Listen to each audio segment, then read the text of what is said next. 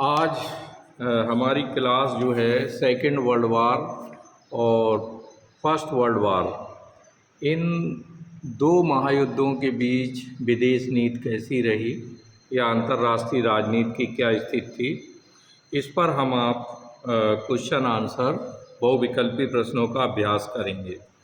पहला प्रश्न लिखें कि 1 सितंबर 1939 को पोलैंड पर किसने आक्रमण किया था।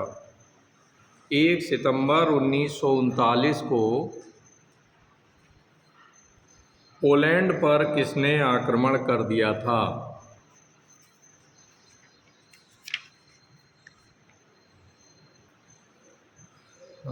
That was the beginning of second world war.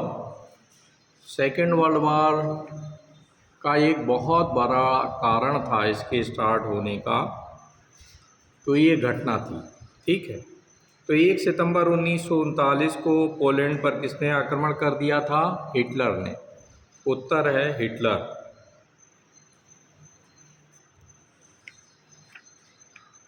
दूसरा है वर्साय की संधि का किस देश पर विनाशकारी प्रभाव हुआ।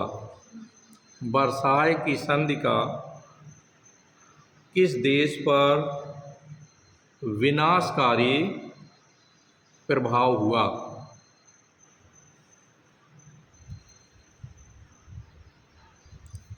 तो ये है वर्साय की संधि, जो फर्स्ट वर्ल्ड वार, पहला जो विश्व युद्ध हुआ 1914 से 18 तक, तो 1919 में याद रखना वर्साय की संधि हुई थी। ये भी प्रश्न पूछा जा सकता है कि वर्साय की संधि कब हुई थी, तो ये 1919 में हुई थी।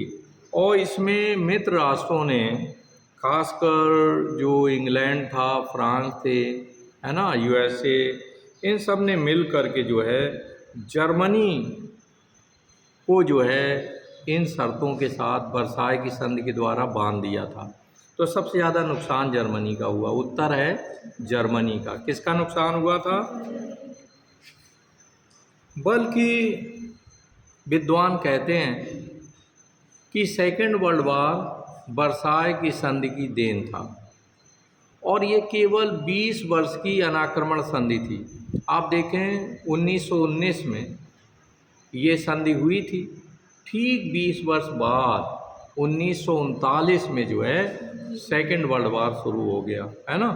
तो वर्साय की संधि जो है, इसमें जर्मनी के ऊपर एक तरफा बहुत सारी ऐसे लॉज जो है लगाए गए थे, क्लॉज, कि जिनकी वजह से आप देखें कि ना तो जर्मनी हथियार बना सकता था, आर्थिक प्रतिबंध थे, और बहुत सारी उसके जो कारखाने वगैरह थे और इवन उसके जो खाने थे, उसे फ्रांस और इंग्लैंड ने मिलकर बांट लिया था।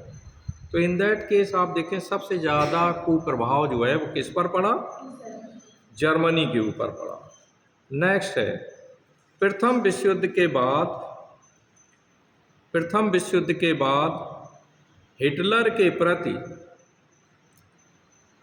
तुष्टीकरण नीति अपनाने वाला देश कौन था? प्रथम विश्व युद्ध के बाद हिटलर के प्रति तुष्टीकरण नीति अपनाने वाला देश कौन सा था?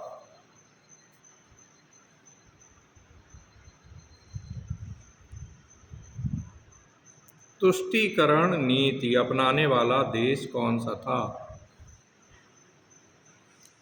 अब आप देखें प्रथम विश्व युद्ध के बाद जिस तरह वर्साय की संधि में वन साइडेड जो है बहुत सारे क्लोज लगाए गए थे, तो इससे जर्मनी की जनता एक हीरो की तलाश में थी। इसी बीच एक हिटलर का उदय हुआ, जो बड़ी अच्छी बातें करता था, बड़े अच्छे वादे करता था, सबका साथ सबका विकास भी उसका नारा था, जैसे इस समय हमारे देश के प्रधानमंत्री का नारा है ना, इस तरह का नारा था।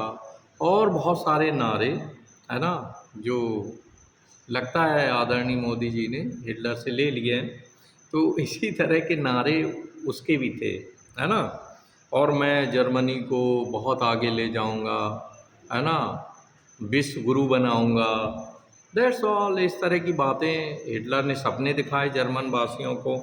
और आप देखें कि जब उसने पोलैंड पर अटैक कर दिया तो तुरंत एक्शन होना चाहिए था। तो ये जो प्रश्न है कि प्रथम विश्व युद्ध के बाद हिटलर के प्रति तुष्टीकरण नीति अपनाने वाला देश कौन था, तो वो ब्रिटेन था। उत्तर है ब्रिटेन। ब्रिटेन अगर सजग हो जाता तो बहुत कुछ यहीं पर स्टार्टिंग फेज में ही हिटलर को रोका जा सकता था। नेक्स्ट है 1941 में प्रशांत महासागर में 1941 में प्रशांत महासागर में अमेरिका के 9 सैनिक अड्डे, अमेरिका के 9 सैनिक अड्डे पर्ल हार्बर पर, अमेरिका के 9 सैनिक अड्डे, 9 सैनिक अड्डे का नाम था पर्ल हार्बर, पर आक्रमण करने वाला देश कौन था?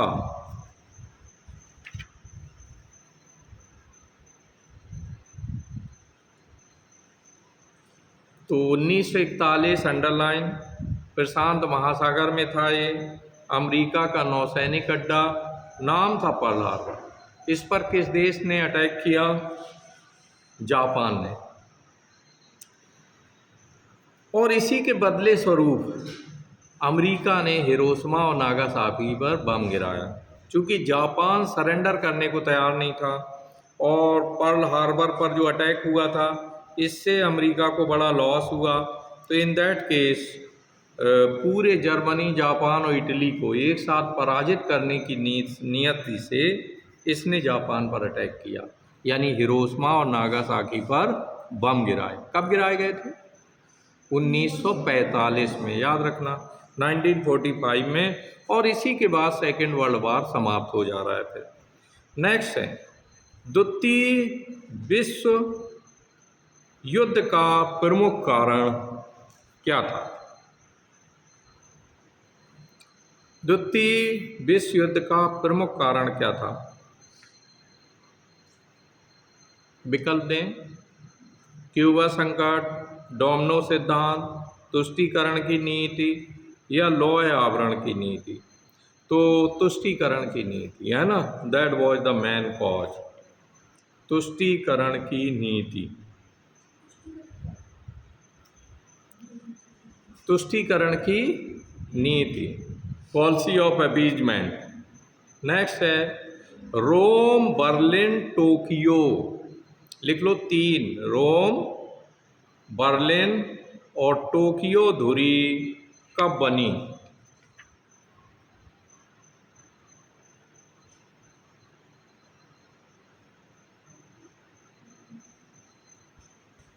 अब विकल्प आपको देते हैं। शीत युद्ध काल में, प्रथम विश्व युद्ध से पूर्व, या द्वितीय विश्व युद्ध से पूर्व, या द्वितीय विश्व युद्ध के बाद।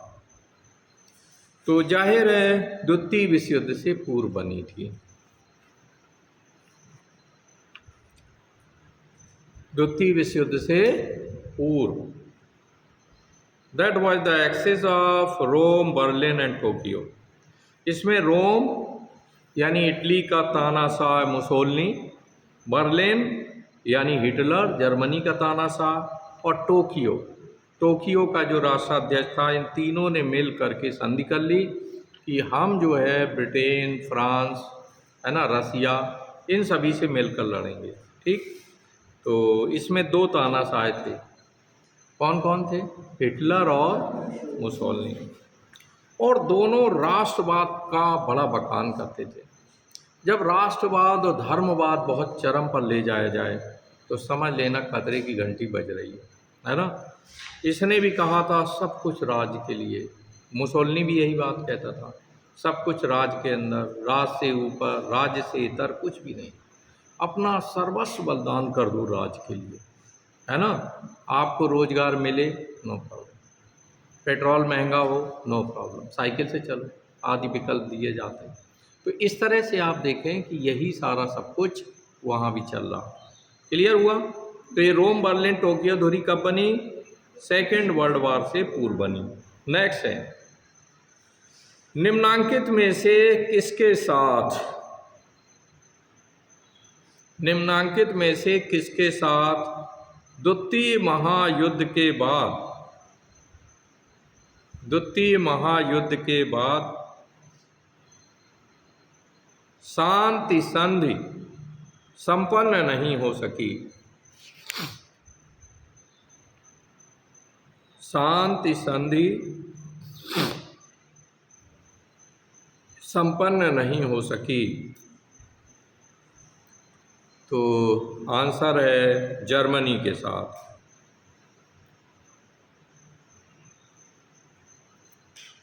ऑस्ट्रिया के साथ, अगला क्वेश्चन है, उत्तर जर्मनी हो गया। ऑस्ट्रिया के साथ शांति संधि पर कब हस्ताक्षर हुए? ऑस्ट्रिया के साथ शांति संधि पर कब हस्ताक्षर हुए?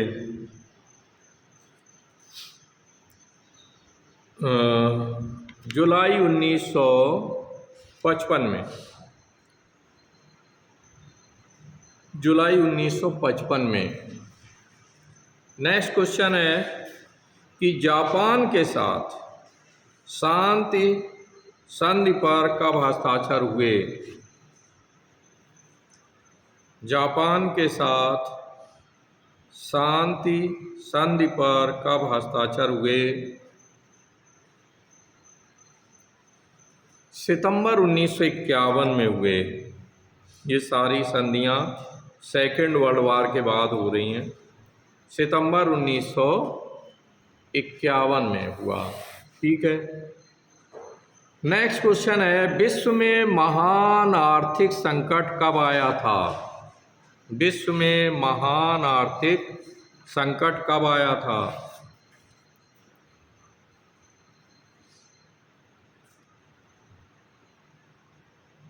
यस, अब देखें, ये महान आर्थिक संकट था, इसकी वजह से ये दो तानाशाह उदित हो गए। हिटलर हो गया जर्मनी में और मुसोलिनी हो गया इटली में।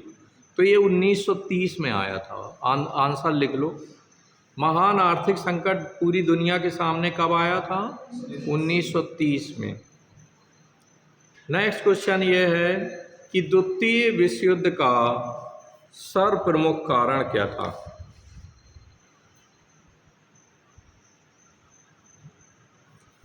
द्वितीय विश्व युद्ध का सर्वप्रमुख कारण क्या था?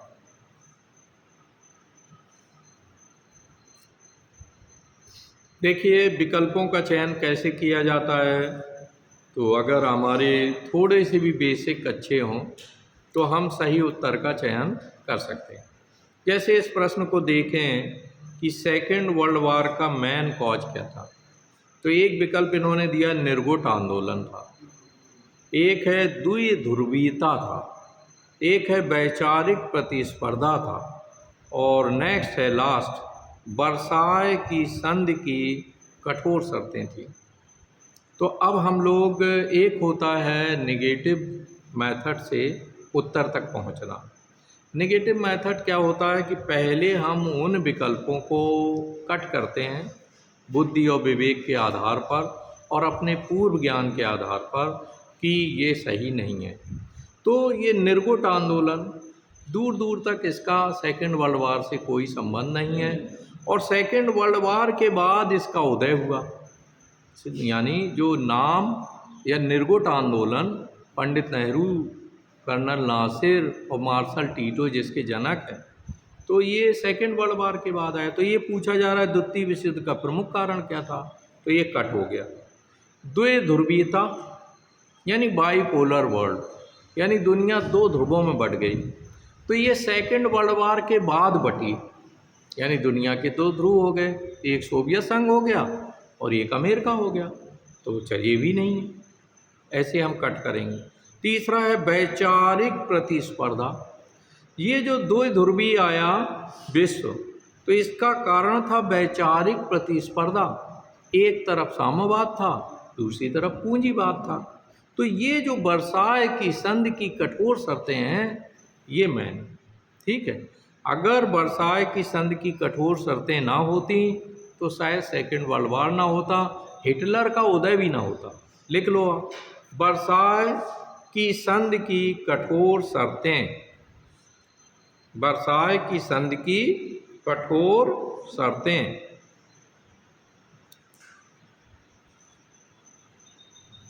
नेक्स्ट है, प्रथम विश्व युद्ध के बाद,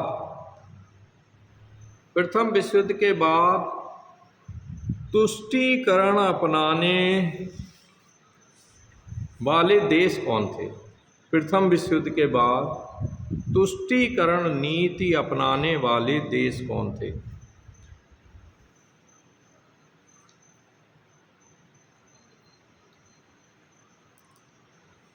तो आप देखें, जिन देशों ने after first world war Germany के संसाधनों को लूट लिया था मिलकर, बहुत कठोर शर्तें थी वर्साय की संधि में, तो वो दो प्रमुख देश थे, ब्रिटेन और फ्रांस। उत्तर लिख लो। तो इन्हीं ने जो है तुष्टीकरण की नीति अपनानी, चूँकि संसाधन तो काफ़ी लूट ही लिए थे, तो इन्होंने कहा शायद हिटलर मान जाए और उस पर अटैक नहीं किया शुरुआत में, और तो इससे उसका मनोबल बढ़ता रहा। ब्रिटेन और फ्रांस। प्रथम विश्व युद्ध के बाद कौन सा देश, अगला क्वेश्चन है, प्रथम विश्व युद्ध के बाद कौन सा देश एशिया में अपने साम्राज्य का, कौन सा देश एशिया में अपने साम्राज्य का विस्तार करने की योजना, एशिया में अपने साम्राज्य का विस्तार करने की योजना क्रियान्वित करने लगा था?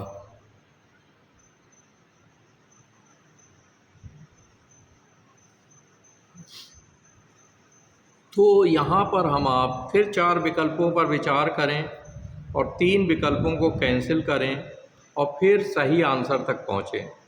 पहला है मंचूरिया, दूसरा है चीन, तीसरा है भारत, चौथा है जापान। तो इन्होंने सही बताया, जापान था। कुछ लोग चीन के बारे में सोच रहे होंगे, लेकिन याद रखना चीन स्वयं में साम्यवादी शासन 1949 में आया। यहाँ प्रश्न है प्रथम विश्व युद्ध के बाद, है ना? तो प्रथम विश्व युद्ध के बाद आप देखें युग त्रिगुट था, टोक्यो यानी जापान, हिटलर और मुसोलिनी। तो ये आप देखें, ये 3 ही तानाशाह के रूप में उभर रहे थे। तो जापान सपना देखने लगा था, और जब से उसने बाकायदे 1905 में रूस को हरा दिया था जापान, तब से उसका कॉन्फिडेंस बहुत बढ़ गया था कि उसने यूरोप के एक देश को हरा दिया 1905 में। याद रखना, जापान और रूस में युद्ध कब हुआ था? जीके के लिए लिख लो ऊपर कहीं, 1905 में हुआ था। और इसमें पहली बार एशिया के किसी देश ने यूरोप के एक विशाल देश को हराया था। और इससे आप देखें भारत में भी क्रांतिकारी आंदोलन बहुत तेज हो गए। क्रांतिकारियों को लगा कि अगर अंग्रेज़ों और यूरोप के लोगों को अजेय माना जाता था, तो अब इन्हें लगने लगा कि जब जापान जैसे छोटे देश ने रूस को हरा दिया, तो हम ये थोड़े से अंग्रेज़ जो देश में रह रहे हैं, क्या हम उन्हें नहीं खदेड़ सकते? तो इस तरह आप देखें देश में जो क्रांतिकारी मूवमेंट बढ़ा, उसकी वजह जापान की रूस के ऊपर विजय थी। ठीक है, आगे बढ़ें। नेक्स्ट, द्वितीय विश्व युद्ध के बाद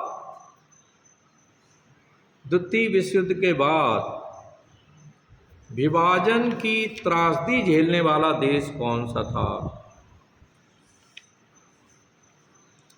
द्वितीय विश्व युद्ध के बाद विभाजन की त्रासदी,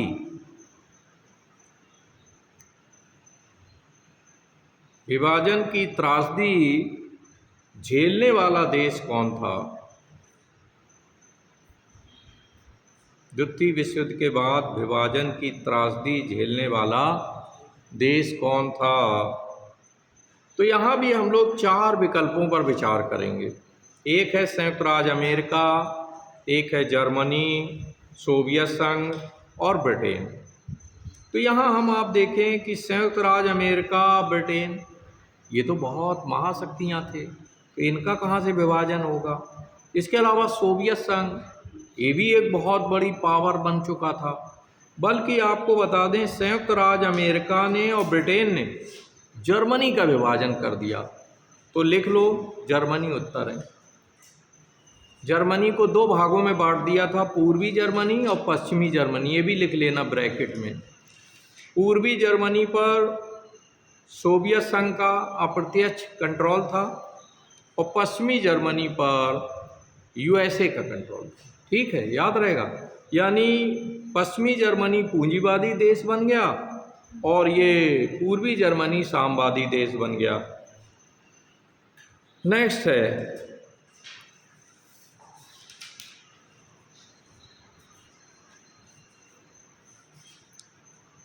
द्वितीय विश्व युद्धोत्तर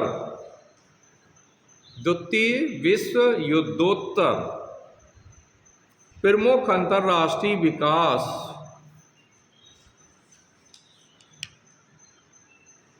द्वितीय विश्व युद्धोत्तर प्रमुख अंतर्राष्ट्रीय विकास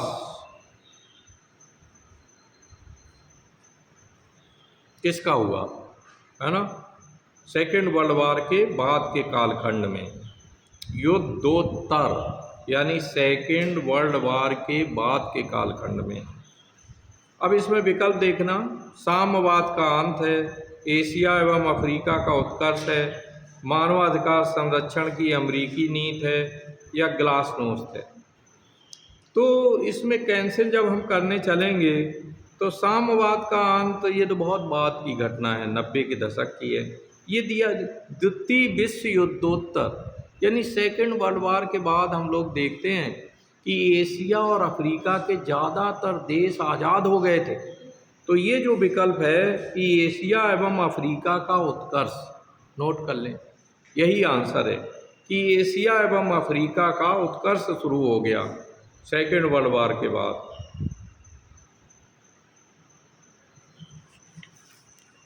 नेक्स्ट है द्वितीय विश्व युद्धोत्तर प्रमुख अंतर्राष्ट्रीय विकास नहीं है। द्वितीय विश्व युद्धोत्तर प्रमुख अंतर्राष्ट्रीय विकास नहीं है।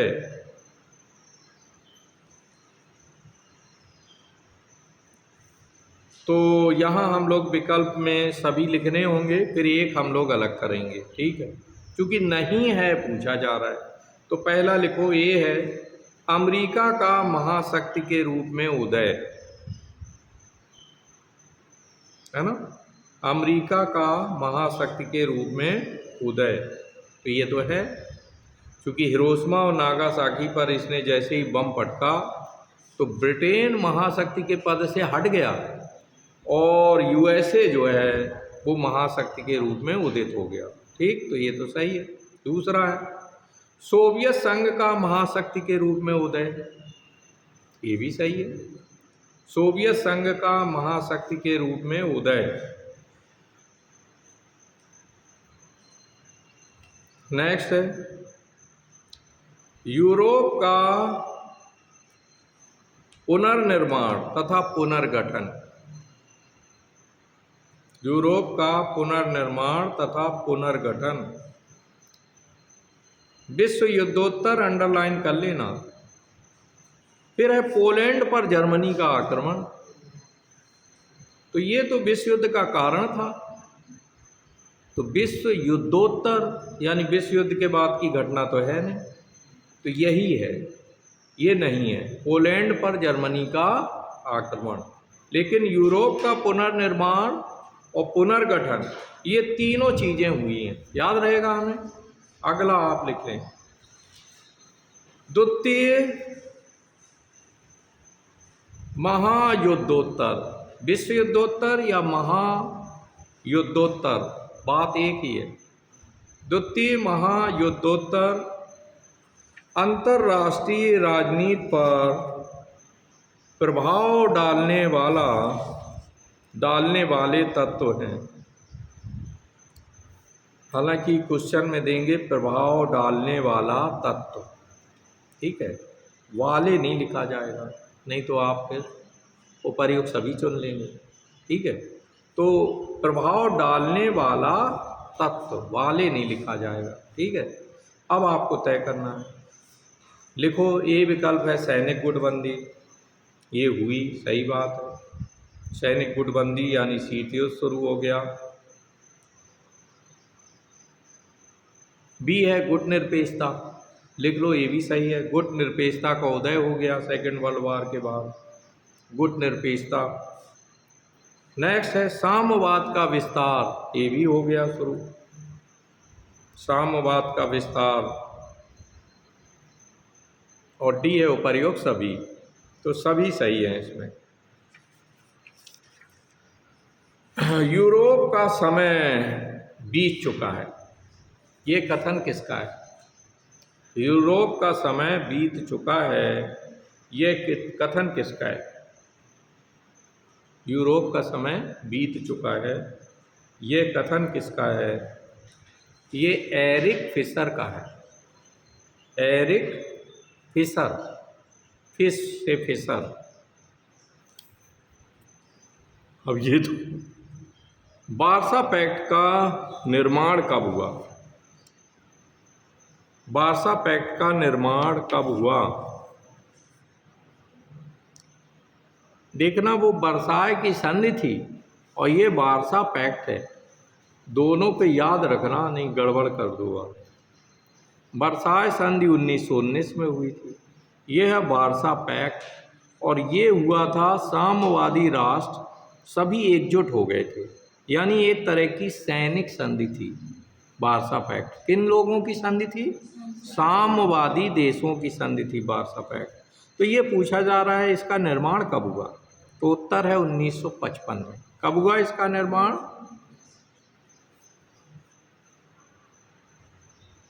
नेक्स्ट, एक परिवर्तन हो रहा है, एक कोटेशन है, नोट करें, एक परिवर्तन हो रहा है, डॉट डॉट डॉट, एशिया पुनः अपने स्वरूप को पहचान रहा है, एशिया पुनः अपने स्वरूप को पहचान रहा है, यह कथन किसका है? अच्छा कोटेशन है, एक परिवर्तन हो रहा है, डॉट डॉट डॉट, एशिया पुनः अपने स्वरूप को पहचान रहा है, ये कथन किसका है? पंडित जवाहरलाल नेहरू का, नहीं विकल्प सुन लो, श्रीमती इंदिरा गांधी का, राजीव गांधी का, चंद्रशेखर का। तो तुक्का लगाएं, पंडित जवाहरलाल नेहरू का, ठीक है। ग्लिम्पसेज ऑफ वर्ल्ड हिस्ट्री किसने लिखी? इन्हीं ने लिखी, है ना। और ये अंतर्राष्ट्रीय कद के नेता भी थे, और ये सेकेंड वर्ल्ड वॉर के बाद का कोटेशन है, तो ये हो गया।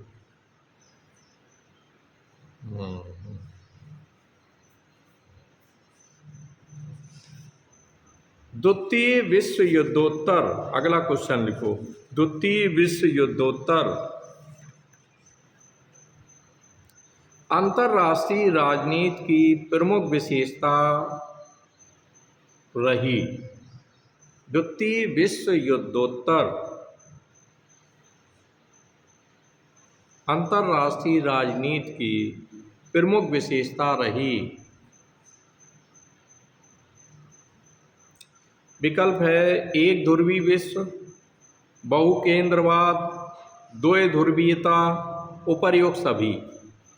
तो यहाँ उत्तर द्वै ध्रुवीय विश्व हो गया था, लिखो द्वै ध्रुवीयता, बाइपोलर वर्ल्ड, द्वै ध्रुवीयता। ये भाई सोवियत संघ और संयुक्त राज्य अमेरिका, पूंजीवादी और साम्यवादी, ये दो राष्ट्र जो है उदित होके आ गए। नेक्स्ट है द्वितीय विश्व युद्धोत्तर अंतर्राष्ट्रीय राजनीति का प्रमुख लक्षण है। इस तरह के प्रश्न बहुत आएंगे। द्वितीय विश्व युद्धोत्तर अंतर्राष्ट्रीय राजनीति का प्रमुख लक्षण है।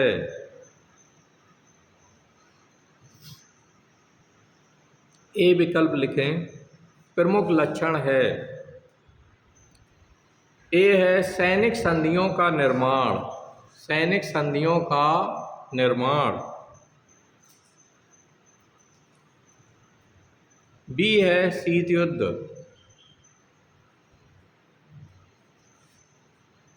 सी है साम्यवाद का विस्तार, साम्यवाद का विस्तार। डी है उपर्युक्त सभी।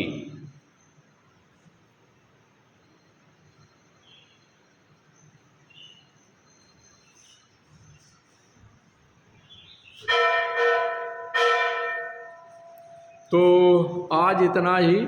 हम सभी ये प्रश्न तैयार करेंगे। अंतर्राष्ट्रीय राजनीति और विश्व एवं भारत की विदेश नीतियों के लिए ये बहुत ही महत्वपूर्ण प्रश्न हैं। आप सभी इस वीडियो को लाइक करें, अपने दोस्तों के बीच शेयर करें और चैनल को सब्सक्राइब करें।